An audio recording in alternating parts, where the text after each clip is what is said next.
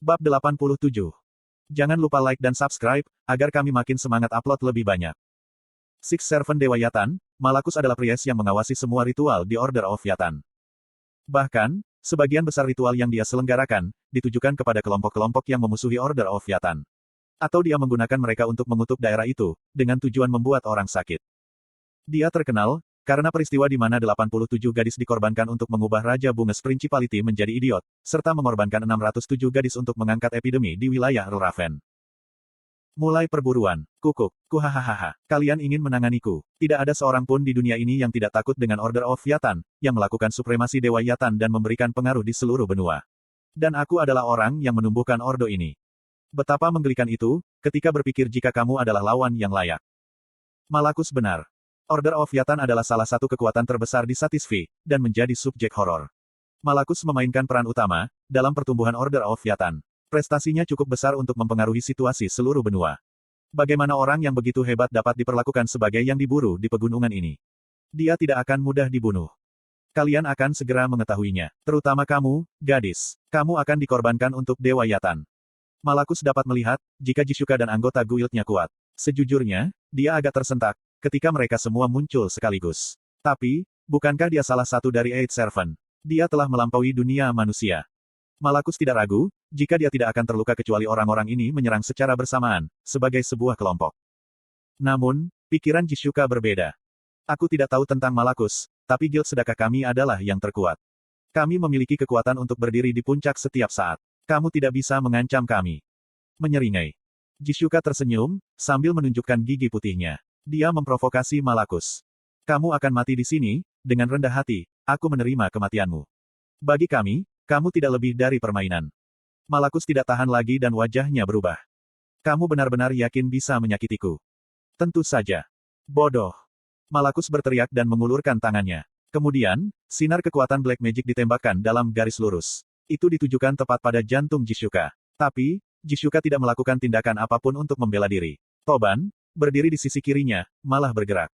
Patience Shield.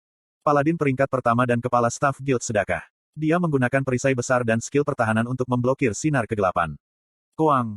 Ada suara besar, ketika debu naik di semua tempat. Perisai itu tidak menyerap kejutan itu, jadi Toban batuk darah. Kuoh. Daya tahan perisai berkurang 20 dalam sekejap. Ini bukan skill unik bajingan itu. Ini adalah black magic yang bisa digunakan oleh siapapun di Order of Yatan. Seberapa kuat kekuatan sihirnya? Jisuka mengerutkan kening, dan menendang Toban. Jangan santai, itu tidak enak dilihat. Seru Malakus. Mati, dengan kekuatan perkasa ini. Ini akan menjadi yang terakhir kalinya, kamu bisa melakukan sesuatu yang tidak penting. Kemudian, sebuah jendela notifikasi muncul di depan semua anggota guild sedekah. Six Servante Dewa Yatan, Malakus telah melepaskan kekuatan sihirnya. Kekuatan gelap yang perkasa telah menerapkan efek rasa takut, kelemahan, dan melumpuhkan. Malakus telah melepaskan serangan sihir kejutan. Koang. Dari tangan Malakus, puluhan sinar ditembak ke arah yang berbeda. Hei, bukankah ini terlalu banyak? Ini gila. Jisuka dan anggota guild sedekah segera berusaha melindungi diri dari pemboman. Tapi, mereka kewalahan oleh kekuatan sihir Malakus, dan tidak bisa menahan diri karena kondisi abnormal. Anda telah menderita 8.900 damage. Anda telah menderita 16.503 damage. Anda telah menderita 11.027 damage. Itu menyakitkan. Ini busuk. Kecuali untuk beberapa kelas dengan magic atau black magic resistance yang tinggi, anggota guild kehilangan setidaknya 30% HP mereka, dari pemboman itu. Dalam kasus Jisuka, seorang archer yang biasanya menghindari serangan musuh, dia dihadapkan dengan pesan peringatan berbahaya. Anda telah kehilangan 53% HP karena satu pukulan. Anda tidak bisa mendapatkan kembali kondisi mentalmu. Konten iklan. Serangan yang mengambil 40% dari HP player sekaligus akan mengejutkan player selama 3 detik. Dengan kata lain, Jisuka sekarang benar-benar tidak berdaya. Pertahankan Guild Master. Toban memimpin dan anggota sedekah mulai mengelilingi Jisuka. Malakus mengagumi pemandangan itu, seolah itu lucu. Apakah kamu mengerti sekarang? Akulah pemburu, bukan kamu. Petik 2. Jisuka tidak peduli. Dia memberi guild perintah. Daripada aku, Grid, lindungi murid Han. Pencipta Java Arrow Special yang ia cari. Grid dianggap sebagai murid Han, yang mengetahui informasi pencipta. Tidak, ada kemungkinan, jika dia adalah penciptanya. Semua orang, ingat ini. Kita perlu mengalahkan Malakus, tapi prioritas utamamu adalah melindungi Grid. Kamu tidak bisa membiarkannya mati. Master Guild benar-benar harus dipatuhi. Anggota guild melihat sekeliling secara bersamaan. Kemudian, mereka menemukan Grid bersembunyi di balik pohon. Orang itu. Bukankah Grid seorang blacksmith? Blacksmith yang normal seharusnya meninggal, atau setidaknya menderita cedera serius akibat pemboman Malakus. Tapi, dia baik-baik saja. Apa yang sedang terjadi? Jishuka lebih terkejut daripada siapapun, saat dia memeriksa Grid. Sekarang, setelah aku melihat, bukankah dia mengenakan armor dan memegang pedang? Apakah ini salah? Tapi Grid mengatakan, dia adalah orang yang membuat Java Arrow Special. Dia bingung. Tapi itu hanya sesaat. Jishuka pulih dari kondisinya yang terstun, dan meminum Hell Potion. Kemudian, dia menarik perhatian Malakus yang menatap Grid. Malakus, bukankah kamu terlalu lemah? Kamu tidak berhasil membunuh siapapun dari kami, dengan pukulan itu. Bukankah itu mengiklankan seberapa tidak kompetennya dirimu? Mengapa Grid tidak kewalahan olehnya? Trik apa yang dia gunakan? Kebanggaan Malakus terpukul, ketika dia melihat jika Grid aman dari pembomannya. Tapi kemudian, dia memandang Jishuka lagi. Malakus sangat marah.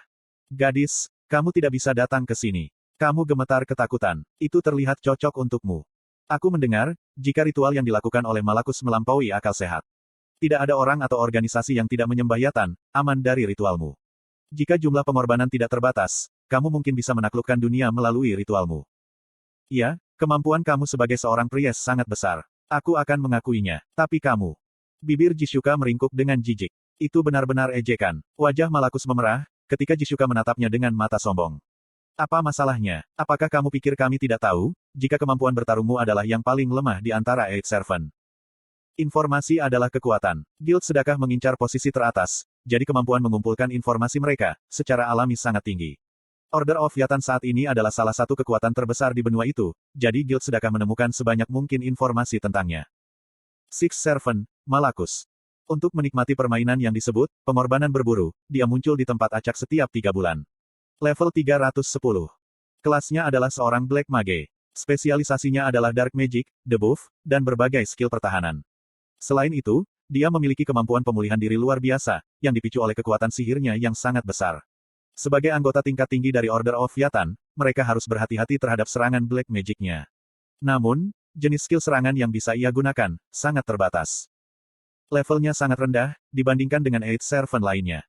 Malakus adalah seorang priest. Levelnya rendah dibandingkan dengan pelayan lain, karena dia jarang masuk langsung ke pertempuran.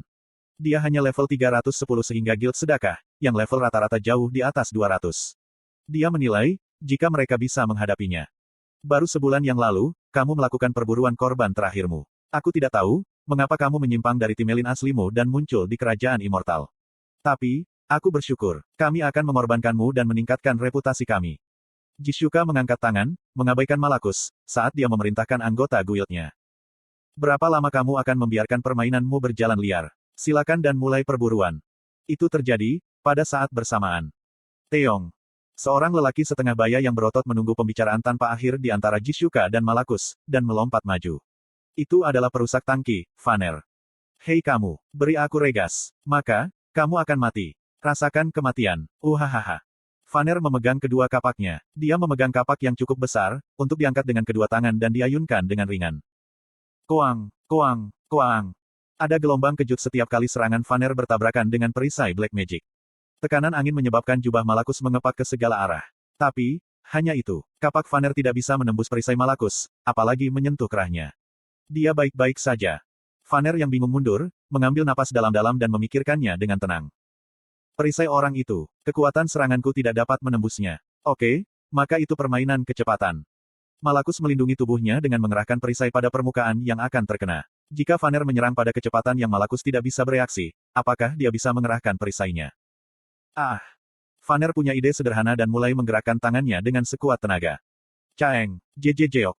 Kedua kapak bergerak tanpa istirahat, dan momentumnya sama ganasnya dengan petir.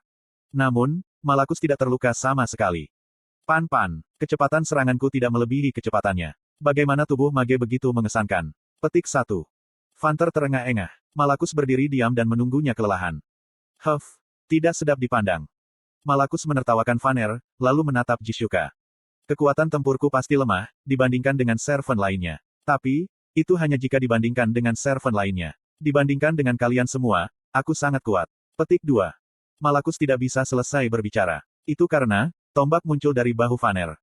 Kaang. Malakus mengerang sedikit, ketika tombak itu muncul. Itu seperti kilat. Jika dia sedikit kurang waspada, dia tidak akan bisa menggunakan perisai tepat waktu.